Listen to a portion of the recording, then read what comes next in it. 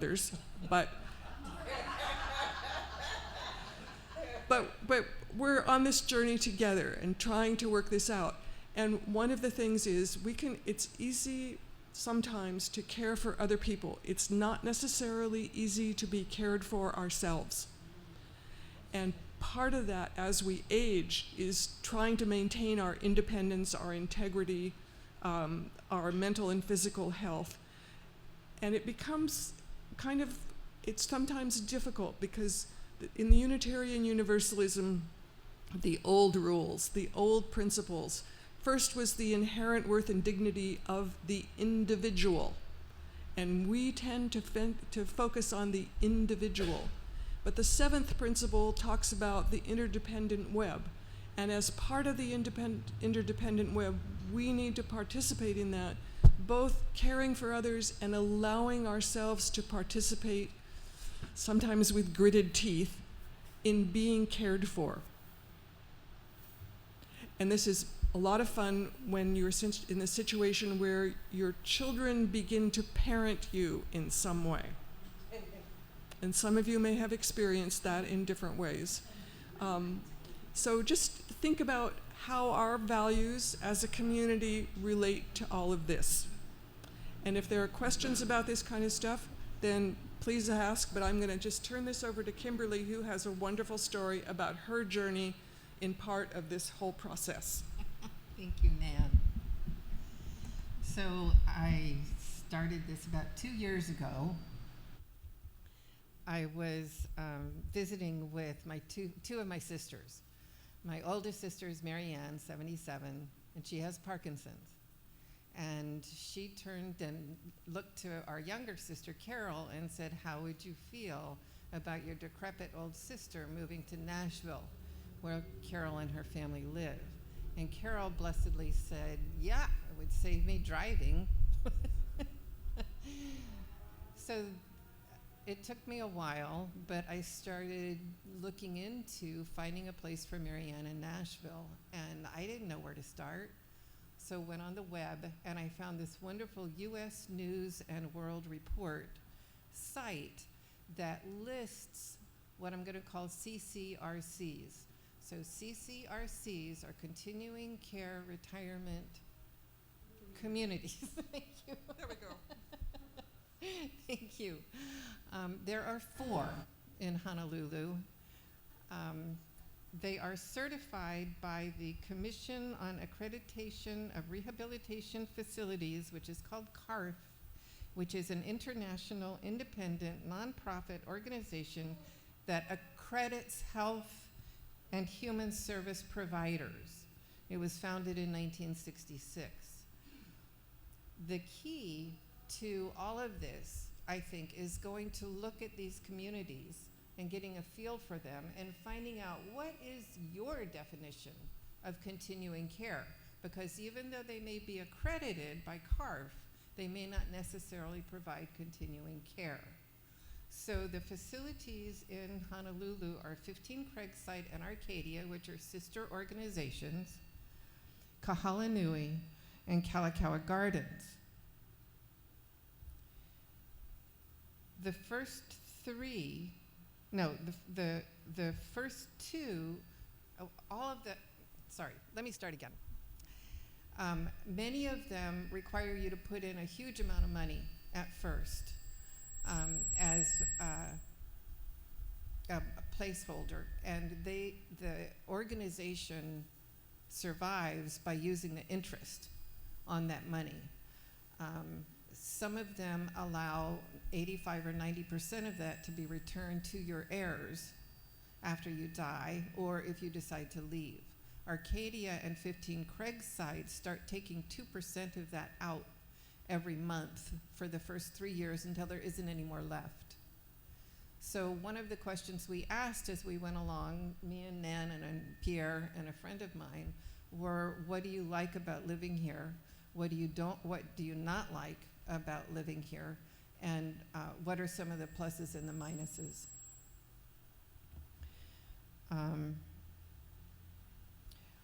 What I started with my sister Mary Ann was asking her, what's important to you? What do you want in a continuing care facility, and she wants to be able to bring her 2 cats, and she wants the assurance. My parents lived in one of these in Nashville, and in my parents' contract, which as you can imagine I read carefully, it specifically says, if I run out of money, you will not kick me out. Now, the organization is going to be very careful up front, taking a look at what your assets are and how much money you've got in order to avoid coming to the point where they are supporting you. Sorry. But I want that assurance if I can afford it. One of the things to look for are the financial structure and the soundness of the financial structure. So for instance, one of the 5 places we visited in Nashville had declared bankruptcy a year before. We could see as we toured the facility signs of deferred maintenance. It was a lovely place otherwise. At Kalakaua Gardens, which is an interesting place, and I do urge you guys, if you have any interest at all, to go visit and to ask them to give you lunch and to make sure that you ask to see their highest level of care. So it's called different things, memory care or skilled nursing facility or something like that, because you pick up things just by kind of standing in the hallway without imposing yourself on the people who are living there. You can actually pick up quite a lot.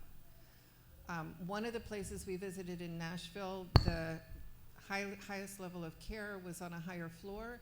As we went to the elevator with the guide, there was a gentleman in a wheelchair at the elevator, and nobody was with him. And when we came down 10 minutes later, he was there with nobody with him, and nobody said anything to him. When we got up to the floor, there were 4 wheelchairs in the hallway with people staring out at nothing. All of the nurses were at the nurses' station chatting, and 2 lunches were sitting on the shelf, not having been delivered. We turned around and saw a lady in a wheelchair trying to get into the TV room, and she couldn't reach the door. And nobody was helping her until the lady who was showing us around went to help her get in. And when she got into the TV room, what was on the TV were children's cartoons.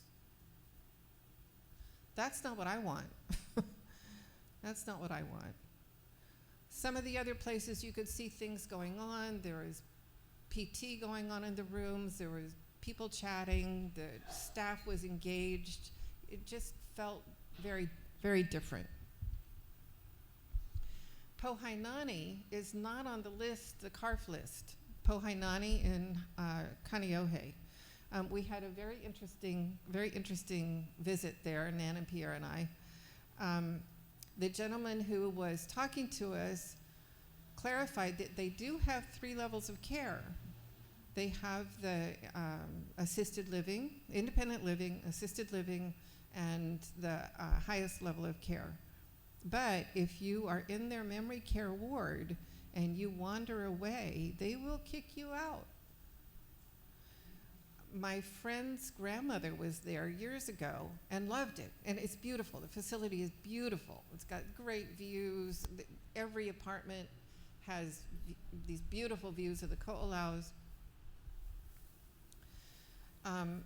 Her grandmother was there and loved it, and as her needs became greater and she needed a higher level of care, Pohainani said, "Oh, we don't have room for you."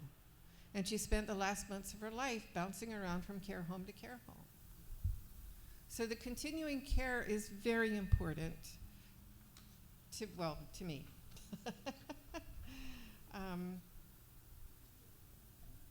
One of the things that drove Pierre crazy was I kept asking, "What kicks you out?" And I asked that every single place we went to. Until it finally occurred to me that I was asking this question with pretty much the same answer every time, because that's what I'm most afraid of. I'm most afraid that I'm going to get dementia and I'm going to become argumentative. I'm a lawyer. I argued my whole life. I argued as a teenager.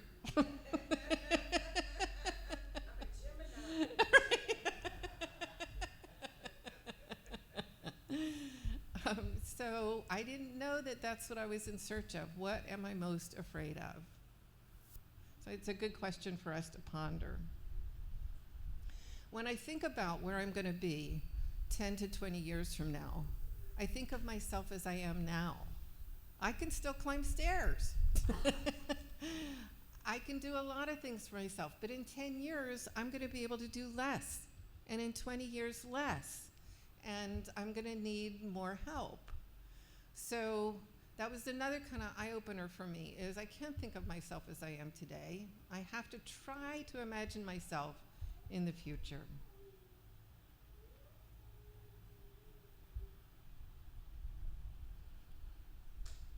Those next things I think are for you. Okay, I'm going to turn this over for a minute to Nan to pop in with other thoughts of hers. So the question for me, which is a question for Pierre and me, is how do we decide, not even where we're going to go, but when to go?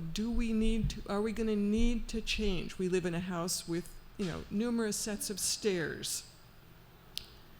I can still go up and down the stairs, but this whole thing, we started out, when we started on this research program, Kimberly and I and Pierre and Kay, it was theoretical as far as I was concerned. This was something that was way down the track. Someday we might need this, but it was useful to find out, and our kids were super relieved that we were looking into this, because that's another part of this, is what we're doing for our children. And then Pierre had sciatica, and for several days he couldn't walk. And it made the whole thing come into focus in a very different way. It's like, oh, I really need to pay attention to this. I need to decide what we're going to do. We need to decide what we're going to do, if this or if that. So what happens if one of us is incapacitated? I mean, it only lasted for a week. It's fine. We're doing it. He can go up and down stairs, and so can I. And so can all of our grandchildren. But how do we make that decision? And what's going to happen if there's only one of us? Because at some time, we're in our 80s, at some time there may just be one of us. And what will we need then, and what kind of support will our children need in order to look after us? None of them is planning to move in with us, thank you very much. And that's kind of what we've all planned. But then there's these other steps. So Kimberly talked a bit about the levels of care. There's independent, where you come in and you can still cook your own meals, but usually you don't.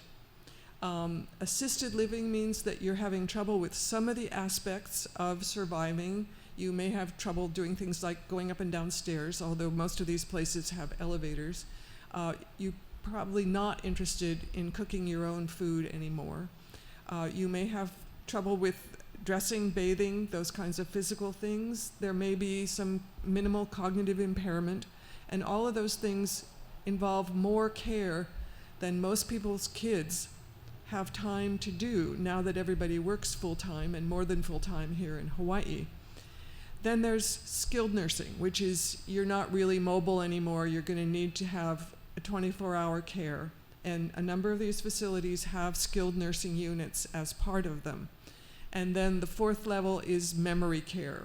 And it's really interesting because, as Kimberly said, the institutions have many different responses to how you go about, especially the memory care unit.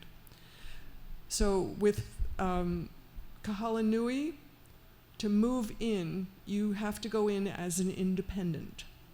They're not going to take you or your money unless you're pretty well functional when you move in. Now, the interesting part of that for me is I'm 81. The waiting list for Kahalanui is 7 years. So that's another thing that you need to find out if you're looking at this stuff. It's like 7 years. Well, I'll be 88. And as Kimberly said, where am I going to be physically, mentally when I'm 88? I need to make a plan now, and it's probably not, my plan is probably not Kahala Nui. For those of you who are in the legal profession, apparently the whole retired part of the Hawaii Bar Association is at Kahala Nui. Lorraine's laughing. So that's another thing that you need to think about when you're looking at these kinds of facilities, whatever they are, whether it's one of these fancy CCRCs, the continual care facilities, whether it's something that's much less involved than that, or the local board and cares, where 3 or 4 people live with a family and are cared for. But in all of those situations, you need to know what's going on there and how you're going to be cared for and what the community is like. Many years ago, we had friends here who suddenly moved to Washington, D.C. And John's mother was living here. She was in her 80s. She was living in a board and care out in deepest, darkest Aiea. And they moved her to a beautiful facility in Washington, D.C. And she said, I want to go back to Hawaii, to the place where I was living, which is much less expensive than this, where there are the little dogs. She came back to Hawaii. John and his wife were not here. We were, kind of around. But it was her decision that she wanted to be where she was comfortable rather than where she had access to her son. And so many, many different ways of making these kinds of decisions. Memory care was a really interesting issue. At Pohainani, they don't have facilities for those of us who wander when we need memory care. At Arcadia, there was a whole incredible system of doors being locked, and you can't access the elevator unless it's released to you in some way. So everything was very carefully controlled and contained, and a very strong community. There were other things that really interested me, and Kimberly and I had an interesting time with this. She was reading the contracts, I was looking at the people. She's an attorney, I'm an anthropologist. Go figure.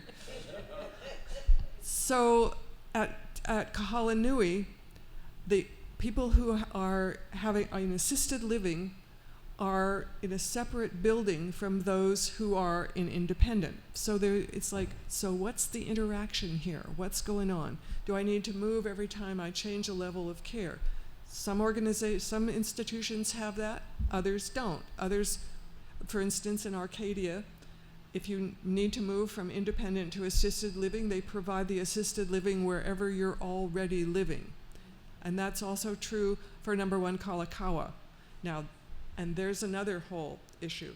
At number 1 Kalakaua, you buy or rent the suite that you're in. It's not part of the overall cost. So you have a separate real estate deal in addition to contracting for care. So there's all these different things to think about and to be aware of. And there are many other institutions and organizations that provide care. We just looked at very few of them, in fact. We started at the top. And I at least am gonna continue with this because there's a lot more that I want to know about how these are organized here in Hawaii. You will not be surprised to know that it's way more expensive here than it is anyplace else. The problem with that is if you live here, you don't necessarily want to move to the mainland unless you have strong family ties there. And so how do we go about organizing that here in Hawaii? And that's a challenge for everyone for over a long period of time. So it's useful to start thinking.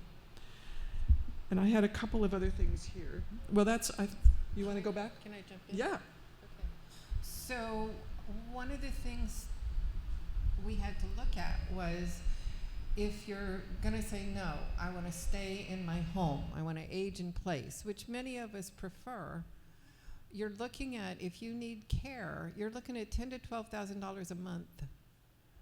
And your medical insurance will cover part of that. And if you have that insurance plan, Long-term care insurance. long-term care insurance, that will cover part of it for a while. You're talking about spending a whole lot of money for a CCRC, but you're also looking at spending a whole lot of money possibly if you're aging in place.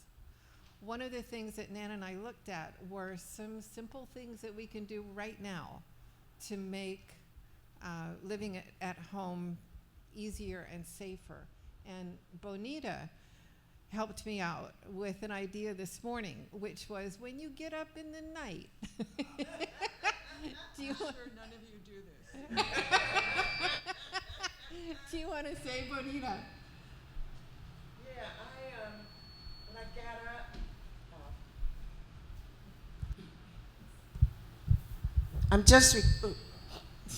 I'm just recovering from a fractured toe because I got up 4:30 in the morning and it was dark and I had to go to the bathroom and I walked right into the furniture and I fractured my toe.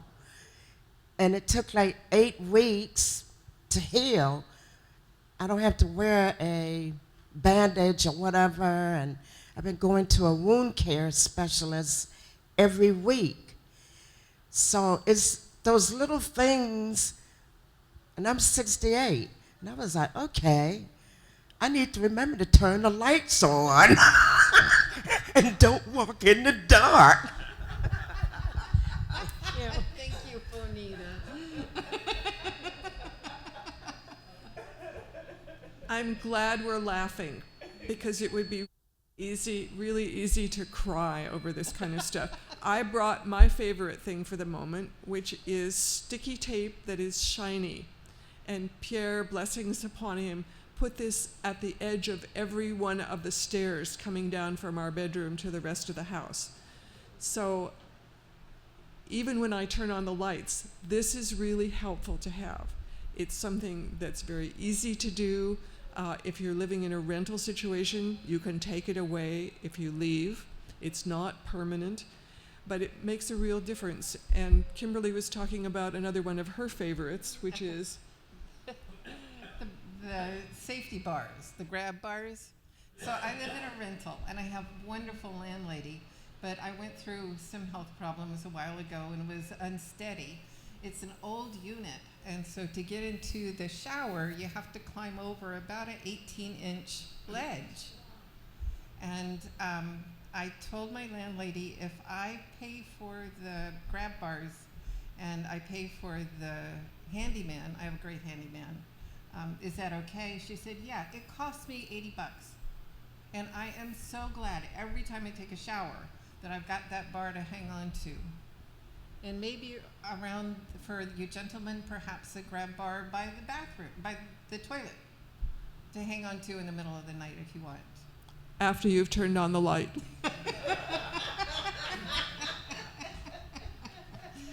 So, go ahead. and she mentioned when we were talking about this the other day, throw rugs. Take them up, throw them out, give them to your kids, whatever, but they are a major cause of injury. So what we're talking about here is many different levels of care, partly caring for ourselves by doing things that are completely, totally obvious, like getting rid of the throw rugs and turning the lights on. I love that. I'm just going to think about that a lot. And then there are the institutional parts, and then there are the parts that are the paperwork, which is the durable power of attorney. And that's a real question. It's like, how do you choose that person? And especially, how do you choose that person if you're not, in fact, it may be important not to choose the people in your family sometimes. But, and the questions that, sorry, Barbara and Harmony asked about the carrying out this kind of stuff. We need to have people on our team, whether they are friends, whether they are family, whether they are professional people, who help us decide what we want to have happen, maybe force us to decide, strongly encourage us to decide what our plans are, what we want them to do, how they can help us, how we can help them through this kind of process. So, is there more? I mean, what I hope this is the beginning of a long conversation among all of us about these challenges, because when I look out at you, you look somewhat like me, many of you, and we're in this together. This is a community, and so this is a place to start some of these conversations, and many of you have started these many years ago, but it's useful to come back and remind ourselves and each other that this is one of the things we can help each other with as we continue to be part of this community. Great, thank you. One of the things I just wanted to mention, another very simple thing, was what Arcadia does is they have a little tab on the door. And every night, the watchman walks around and lifts up that tab. And every day, the watchman walks around and looks for any tabs that are not turned down, which happens automatically when you open the door.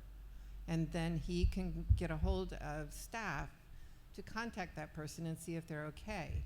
My wonderful ladies' friend group have made a deal amongst ourselves to contact each other every morning. I'm still alive. It's just a simple text. But for those of us who live alone, it's important to know that you've got somebody who's going to wonder if you don't answer the phone or you don't show up. Yeah? Yes. I used to phone my father, who lived alone. I was in Southern California, he was in Northern California, and every morning at 7, we would exchange phone calls. Usually I called him. And it was comforting to him to know that I was there, and super comforting to me, since I wasn't living alone, to know that he was okay for yet another day. So I think that this kind of model is very important when we have the connections that will serve this. Anyway. Thank you, guys. And I want to give a shout out to the Zoom world. Thank you so much for being here. Perhaps Crystal can assist with telling me if there are any questions up there from Zoom land. The print's too small. I can see something. I see who can I choose, because my siblings are aging too. My nephew I want lives in Atlanta, or Bill's son lives in Hawaii. Who to choose? That's a good question. Okay, thank you. And one of the things that comforted me was I can put my sister's name down on this document as the person who's going to be making end-of-life decisions for me, and I can change my mind and write up a new document and say, I don't want that sister making decisions for me anymore. So go with who you choose now, but review your documents every, 2 or 3 years to make sure that they're still accurate and how you want them to be. I did a recent review of all of my documents, the will, everything, and I was like, this will take me a minute. I know everything's all good. No, there was account information missing. There were banks that I closed the account on. So, so it's a continuing conversation. Thank you, whoever raised that on Zoom. Sheila. Thanks, Sheila. I have a couple of comments. One is that as a community, we can maybe do this for one another, those of us who don't have anyone else. And we can get a group together who become experts in this to help people out.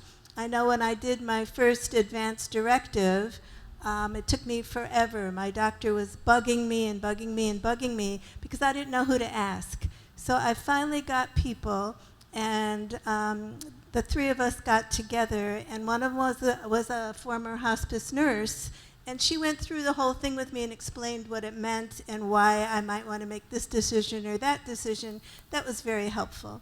Well, of those two people, one has died and one has moved to Texas. So now I'm back to square one. So, this has given me a lot to think about.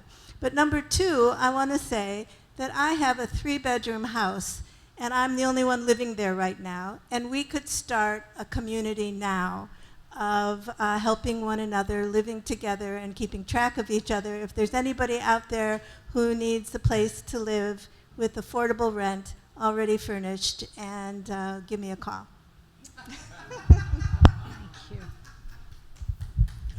I have a two-part comment also for Harmony.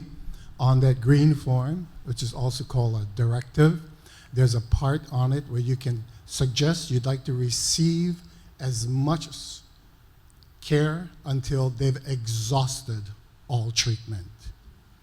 And another, for safety equipment, it's a cheap investment, night lights, all in your outlets, down the hallway, in the bathroom. There are some night lights that are sensor. It'll go off, and when you walk by it, it'll ignite. So that's a really cheap investment and a very safety equipment for what we're going through right now, all of us, no matter what your ages are. Thank you.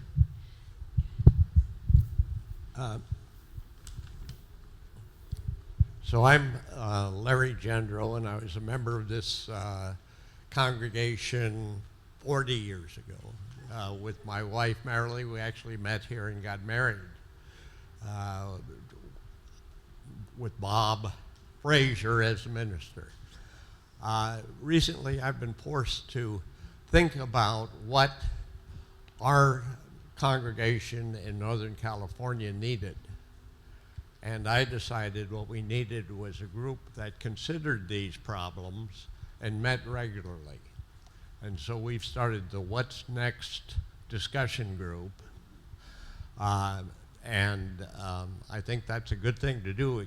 It keeps the conversation going and keeps people plugged in. Thank you.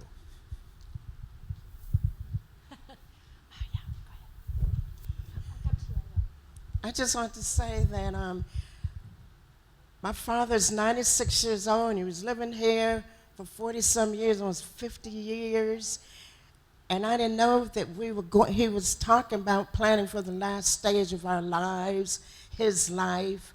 He still remembers me, but he moved back to Virginia. And I was like, oh, Daddy, I'm sorry. I can't do the South anymore. But anyway, we have more family there. It's just me here.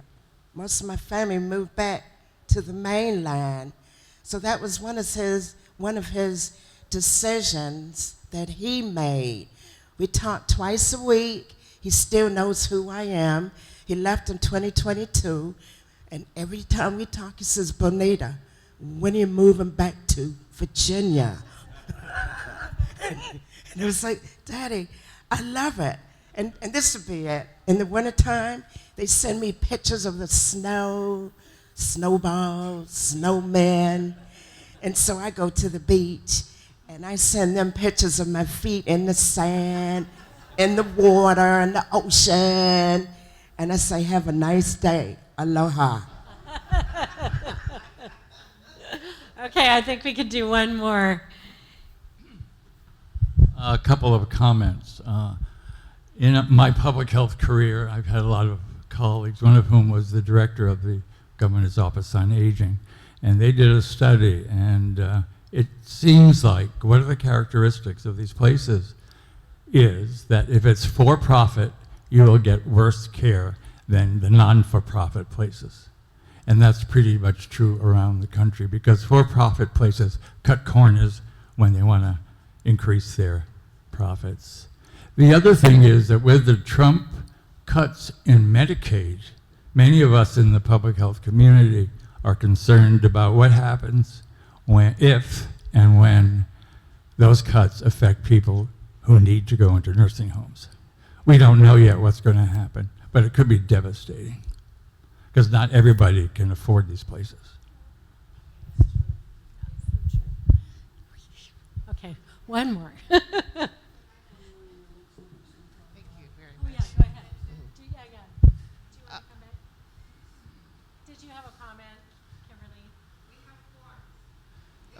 This is a spreadsheet that a friend of mine did that tells you whether it's a private nonprofit or not, and what its rating is. So there are copies of these that Nan made. You can pick up afterwards if you like. Thank you. Sorry. No, thank you very much. And aloha all. I'm Abby. My husband is Thomas. I think we've spoken up before in instances. I just wanted to add something that hasn't been covered, but you all are doing such a wonderful job. We've learned a lot. And Thomas and I are right now working on all these papers with a representative at the Pearl Harbor base because of his veteran status. And you can get your paperwork done there for free if you're in that instance. But here's what I wanted to mention. I'm an only child, and my son is an only child who lives here, so it's really simple in my case. He'll inherit everything that's from family, jewelry and items that were antiques and things like that. It's not so clear in Thomas's case because he has 3 daughters and 3 grandchildren. Of course, they're my beloved step-grandchildren, etc. But their biological mother had some things that she created, she had things like that. And so I wanted to be extremely clear, should he pass before I do, on what he and Linda wanted for each girl or grandchild, the grandchildren didn't exist in, to get. And so that's been very detailed.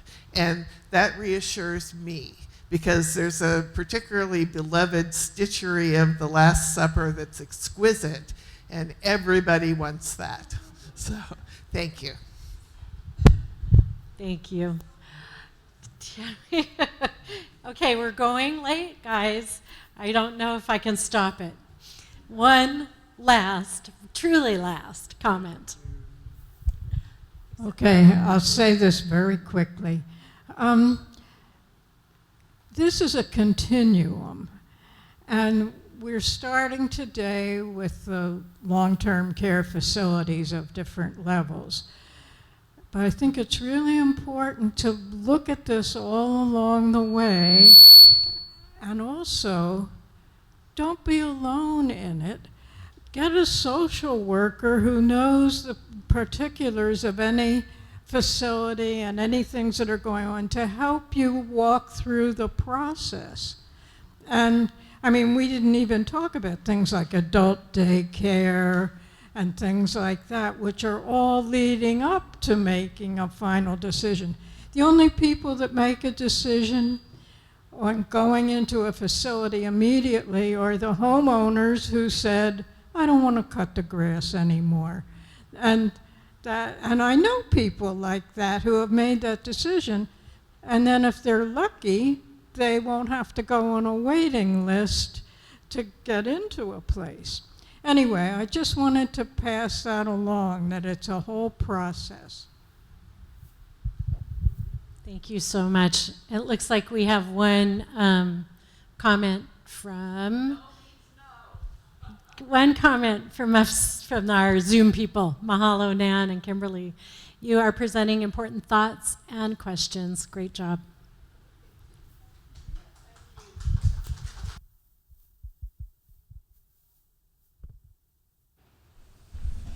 And keep talking to each other. Time for a song. We're going to sing This Old House, and the words will be projected up above, but if you have an order of service, they're also on the back if that's easier for you to track. There's a lot of words. This old house belongs to my children. This old house belongs to my wife.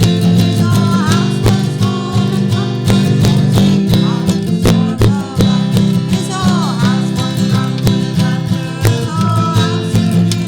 close. Now she I ain't gonna do this.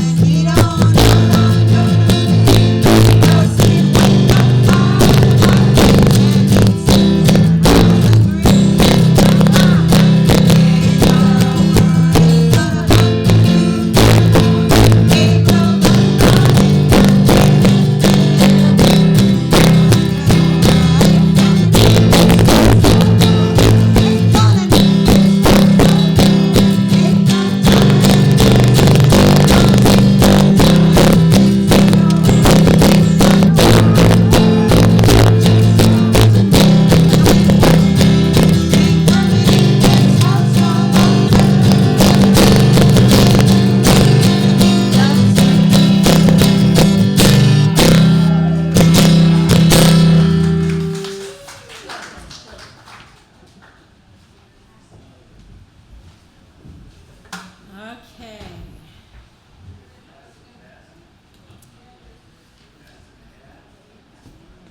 It is our custom here, just have a few more elements of service. It is our custom here at the First Unitarian Church of Honolulu to share our monthly offerings with a group whose mission is in concert with our own. This month, we couldn't be more in line with mission-wise because we are supporting ourselves. We have an emergency fund that we use to offer support to individuals in the community who are in need. And it is time to replenish this fund so we can continue our caring mission. There are many ways to give. Mostly you can put money into the bowl as it comes on by. You can use our QR code to get connected to a secure giving site. You can text our phone number up there. Anyway, pick away, give generously. This will help sustain our ministry. The offering will now be freely given and gratefully received.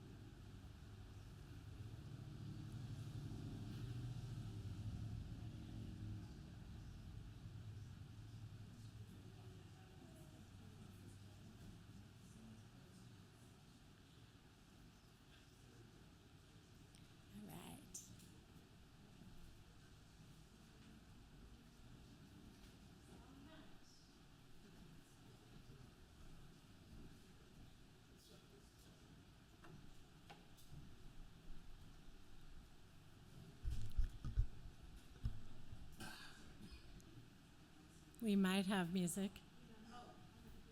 From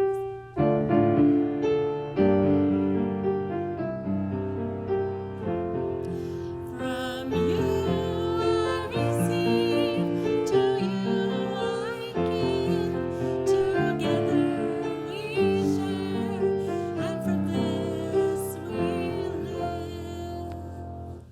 Thank you.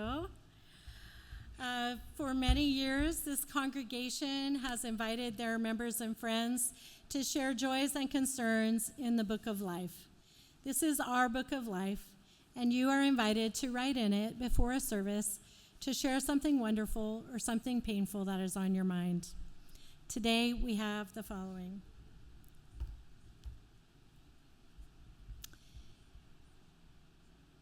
Today's service might be too much on point for me. I was diagnosed with stage 3 melanoma on April 1st. Hopefully, I've already done everything that is recommended today. That would be a joy. And that's from Stephanie. Thanks for sharing, Stephanie, and sorry you're going through that. That's a lot. We also have concern and gratitude from Carla Allison. Huge thanks to members and friends of this church community for saying yes to my request for help when my husband, Brannon, fractured a rib while I was traveling off island. Thanks to Jim Cooper, Lester, and Aiko Stiefel, Uda Hendrick, and Nick Jones, and Lorene Fay. Brennan is healing, and the pain is subsiding. Thank you for your help. And I will also add to this book that today is my brother's birthday. He would have been 61 years old today. So thinking of him. Thank you for all of these joys and concerns, and of course, for all the joys and concerns in all of our hearts always. We take just a moment to reflect on these concerns and joys that we've heard and acknowledge the mutual support of this community.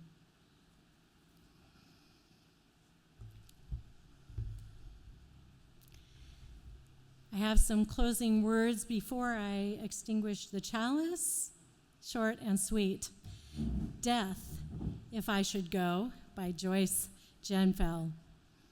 If I should go before the rest of you, break not a flower, nor inscribe a stone, nor when I'm gone speak in a Sunday voice, but be the usual selves that I have known. Weep if you must, parting is hell, but life goes on, so sing as well. We extinguish our chalice knowing that it represents each of our lights, and although we come and go from this world, the light never fades. Thanks, you guys, for such a thoughtful service. I have a couple of announcements. Next week, next Sunday, August 31st, marks the end of our social justice summer services, and there is a barbecue after the service that day, a Labor Day barbecue, and the theme of our discussion next week will be the labor movement in Hawaii. So please plan on attending, and if you can, bring a salad or a dessert to round out the hamburgers and hot dogs and veggie burgers that will be available. Also, June Yang, the governor's homeless guru, has provided Catherine contact information for visiting a couple of the kauhale, small villages for houseless folks. And the dates of those visits will be in this week's newsletter. One date will happen during the week, and one date will be on a Saturday. So if you want to visit those little villages, keep your eyes peeled or ask Catherine and sign up directly with her. And then finally, September 7th, we'll open the official church year, and we are honored to have a visiting RE director who will be leading our service that Sunday, and it will be a traditional water ceremony. So please plan on being here on September 7th to participate in that and share the waters. I think that concludes the announcements.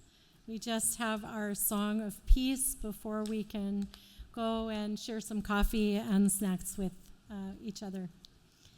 Hawaii aloha, I believe. We can circle around, hold hands.